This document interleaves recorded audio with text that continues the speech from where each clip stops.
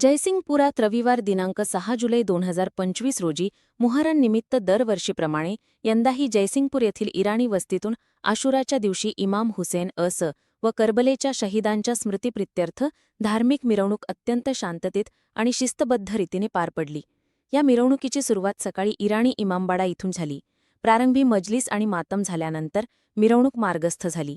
इराणी समाजातील सुमारे 50 कुटुंबांतील पुरुष, महिला आणि लहान मुले काळे कपडे घालून हुसेनच्या शोकात सहभागी झाली. या मिरवणुकीचे नेतृत्व प्रख्यात झाकीर व खिदमते अहले बैत मौलाना सय्यद रोशन अली जाफरी सांगली यांनी केले. त्यांच्यासोबत इराणी वस्तीतून अध्यक्ष शहनशाह इराणी, सरताजभाई, हैदरभाई इराणी, शमशेरुभाई, एजाजभाई इराणी आणि इतर प्रमुख बांधव मिरवणुकीत पुढील रांगेत सहभागी होते. तर तरुणांनी पूर्ण मार्गावर जोरदार सिनाजनी व नभेखवानी करत हुसेनच्या गमात सहभागी होऊन श्रद्धेचा उद्गार दिला.